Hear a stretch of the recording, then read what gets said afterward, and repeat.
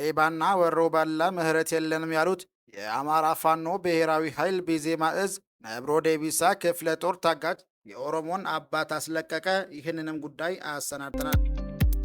መጨረሻው መፍረስና መበተን የሆነው የብልጽግና ሰራዊት ወደ ፋኖ እየተቀላቀለ ይገኛል። በዝርዝር እንመለከተዋለን። በጋምቤላ ክልል ከሰሞኑ ማንነት ተኮርና ለይቶ የተፈጸመ ባለ ጥቃት የሰላማዊ ዜጎች ሕይወት እያለፈ መሆኑ ተሰማ። አብራችሁ ስትቆዩ የምትሰሙ ዜናችን ነው። የአማራ ፋኖ ብሔራዊ ኃይል እንደ አማራ እንምከር የተሰኘ ፕሮግራም በማዘጋጀት ሁሉንም የአማራ ኃይሎች በሙሉ ሊያሰባሰብ ይገባል ተብሏል። ይህንንም ታደምጡታላችሁ።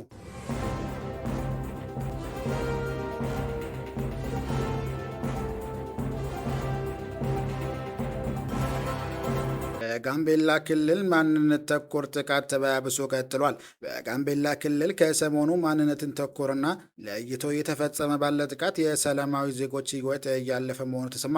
ምንም መሸፋፈን አያስፈልግም ያሉት የጋምቤላ ከተማ ነዋሪዎች በአካባቢው አጠራር ቀይ ሰው፣ ደገኛ ወይም ሀበሻ በሚባል ዜጎች ላይ ጥቃት ሲደርስ ቆይቷል። አሁንም በዚህ መለያ መንገድ በዋናነት የአማራ፣ ትግሬና ጉራጌ ማህበረሰቦች ላይ ማንነት ተኮር ጥቃት እየደረሰ ይገኛል። መሸፋፈን መፍትሄ ስለማይሆን ድርጊቱ ይፋ ሆኖ በሀገር አቀፍ ደረጃ ታውቆ መፍትሄ ሊበጅ ይገባል። በዚህ ክልል ከሀበሻ ይልቅ የሱዳን ዜጎች ይበልጥ በዋስትና ይኖራሉ ሲል ጠቁሟል። በሰሞኑ ጥቃትና ግድያ ለወረዳው ለማሳወቅ የሄዱ በቁጥር 5 የሚሆኑ ሰዎች ከህዳር 7 2018 ዓ.ም ጀምሮ ታስረው ይገኛሉ። ይህ ተግባር ጸረ ሀበሻ ጥላቻና መግደል በክልሉ ኃይል የሚመራ በመሆኑ ፍንጭ ሰጭ ሆኗል።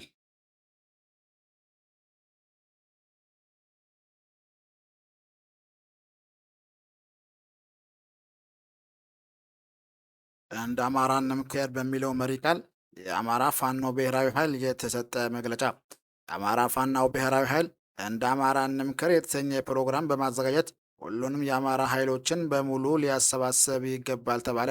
በአማራነት ያሰባሰበውን ድርጅታችን አማራ ፋኖ ብሔራዊ ኃይል የመጪው ዘመን የትውልድ መሪ ይሆን ዘንድ የፖለቲካ ፕሮግራሙ በመላው አማራ ዘንድ ተቀባይነት ሊኖረው ይገባል። አንድ አማራ ለሁሉም አማራ፣ ሁሉም አማራ ለአንድ አማራ በሚል ዕጣ ፈንታችን የሚወስን የአማራ ጉባኤ መዘጋጀት አለበት። የህዝባችን ዕጣ ፈንታ የሚወስነው ኃይል በእኩል ተሳትፎና በሀሳብ የበላይነት እንዲሁም በቀጣይ የአማራ መንገድ ፍኖተ ካርታ በሰራዊታችን በህዝባችንና በትግላችን ደጋፊዎች አማካኝነት በማዕከላዊነት እሳቤ የምንተማመንበት የፖለቲካ ፕሮግራም ሊኖረን ይገባል። ጠንካራ ነፃ ቀጠናዎችን በመፍጠር እንደ አማራ መምከር መሰባሰብና ለህልውና ትግላችን የሚጠቅሙ ጉባኤ ማካሄድ አለበት። ትግላችን ከህዝባዊነቱ ባሻገር የወሳኝነት ባለቤትነቱ ማረጋገጥና ዲሞክራሲያዊነት እየተላበሰ መምጣት አለበት። ከሁሉም ወዞች የተውጣጡ ካውንስልም ከወዲሁ እየተስተካከለ መሄድ አለበት። ድርጅታዊ እሳቤን የማስረጽ ተግባራትም ተጠናክሮ መቀጠል አለበት። የአማራ ብሔርተኝነት መስመራችን፣ የፖለቲካ ትጥቅ ትግል ስልታችን መዳረሻው ስርዓታዊ ለውጥ መሆኑን መላው አማራ ሊያውቀውና ሊተማመንበት ይገባል። የትግል ኮዞችን ለብዙሃን ግልጽና የማያሻማ ቢሆንም ከእኛ በተቃራኒ ለቆሙ አካላትም ግልጽ መደረግ አለበት። እንደ አማራ መቆምና እንደ አማራ መምከር ቀዳሚ ተግባር ሊሆን ይገባል። የአማራው ፍኖተ ካርታ በብዙሃኑ አማራ ሊወሰን ይገባል። የአማራ ህዝብ ትግል አምጦ የወለደው ድርጅታችን አማራ ፋኖ ብሔራዊ ኃይል ጠንከር ያሉ ስራዎችን በመስራት ላይ ይገኛል። የአማራን ህዝብ ተቋም አልባ በማድረግ ህልውናው እንዲጠፋ ለማድረግ በጠላቶቻችን የተጀመረውን አማራ የማጥፋት ፕሮጀክት ከሽፏል። ስለሆነም የአዲሱ ትውልድ የመታገያ ድርጅት የሆነው የአማራ ፋኖ ብሔራዊ ኃይል በሰሞነኛው ስራቸው ለህዝባችን ተስፋ የሚሆኑና የትግላችንን እጣ ፋንታ በሚወስኑ ነገሮች ላይ ትኩረት አድርጎ እየሰራ ይገኛል። የአማራ ህዝብ መዳኛ የሆነው የአማራ ፋኖ ብሔራዊ ኃይል የቀጣይ ተግባራትም ህዝባችንን አንቆ የያዘውን ተቋም አልባነት፣ ድርጅትን ጠልነትና የጸረ አማራ ትርክት እንቅስቃሴዎችን በመስተካከል በመላው ዓለም ያለውን አማራ በመሰባሰብ ጭምር ስለ ቀጣዩ የአማራ ዕጣ ፈንታ የሚወስን ጉባኤ በማድረግ የህዝባችንን መብትና ጥቅም ለማረጋገጥ በጥልቀትና በትኩረት የሚሰራ ይሆናል። የአማራን ዕጣ ፈንታ የሚወስነው ጫካ የሚገኘው ኃይላችን ብቻ ሳይሆን መላው የአማራ ህዝብ ጭምር በመሆኑም ሁሉም አማራ የሚችለውን እንዲያደርግ እንመክራለን ብሏል።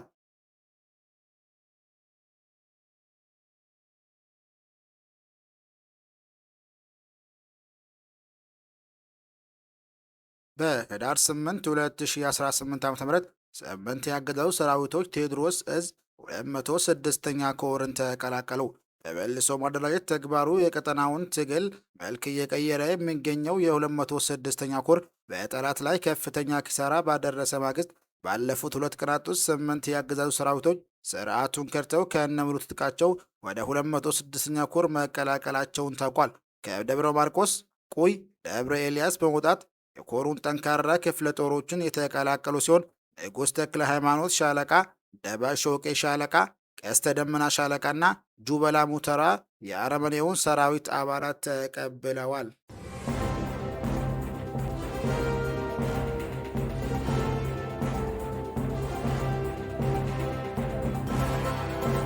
በህዳር 9 2018 ዓ.ም የማህበረሰብ ውይይቶች ቀጥለዋል።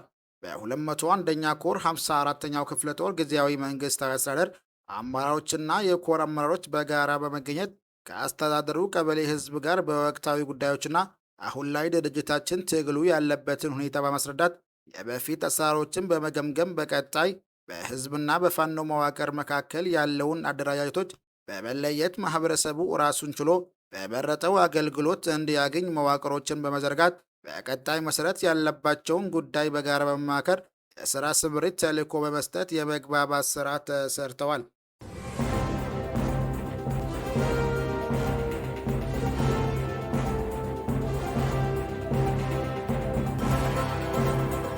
በመጨረሻው መፍረስና መበተን የሆነው የብልጽግና ሰራዊት ወደ ፋኖ እየተቀላቀለ ይገኛል።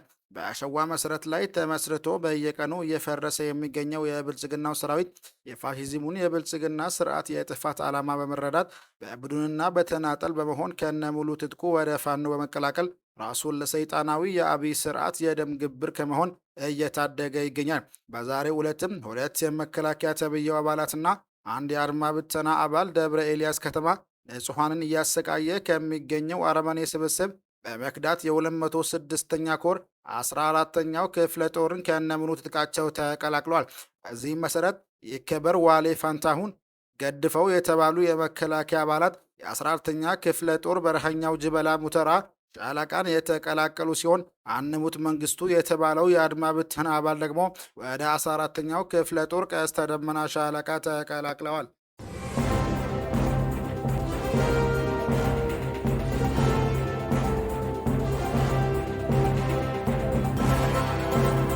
የአማራ ፋኖ ብሔራዊ ኃይል ቢዜማ እዝ ነብሮ ዴቢስ ክፍለ ጦር ታጋች የኦሮሞን አባት አስለቀቀ። በምስራት ቢዜም ወለጋ አምሩ ወረዳ አገዛዙ ባሰማራቸው ፋኖነን እያሉ ወንድም የሆነውን የኦሮሞን ማህበረሰብ በመዝረፍና በማገት ተግባራት ተሰማርተው የነበሩ የአገዛዙ ተላላኪዎች ላይ ነብሩ ዴቢሳ ክፍለ ጦር እርምጃ ወሰደ። የኦሮሞ ማህበረሰብ በፋኖ ላይ ጥላቻ እንዲያሳድርና ከአማራ ማህበረሰብ ጋር ግጭት እንዲፈጥር የሚል ተልዕኮ በአገዛዙ ተሰጥቷቸው አንድ ታዋቂ የኦሮሞን አባት ያፍናሉ። በሌላ በኩል ደግሞ ፋኖ ኦሮሞን አግቷል በሚል አገዛዙ ለግብይት ወደ አጋምሳ ከተማ ያመሩትን 32 ንጹሐንን የአማራ አርሶ አደሮችን ያፍናል። ይህን የሰማው የነብሮ ዴቢስ ክፍለ ጦር ተወርዋሪዎች ታጋቹን የኦሮሞ አባት ሲያስለቅቁ ከአጋቾቹ ደግሞ አንዱን በቁጥጥር ስር ማዋል ሲቻል በቁጥር 2 ያህል ደግሞ ተልዕኮ ወደ ተቀበሉበት የብልግና ስርዓትን አጋምሳ ከተማ በመሄድ ተቀላቅሏል። የኦሮሞ ማህበረሰብም ቀድሞውኑ ፋኖ እንደማያግትና የሰው ንብረት እንደማይነካ እናውቃለን፣ መንግስት አማራና ኦሮሞን ለማጋጀት የላካቸው ሌቦች ናቸው በማለት ለፋኖ ያላቸውን ድጋፍ አሳይተዋል። ክቡራን ዛሬ ያዘጋጀንላችሁ መረጃዎች ይህን ይመስል ነበር። ሰብስክራይብ ማድረግ ደወል ምልክቱን መንካት እንዳይጠፋችሁ እያልን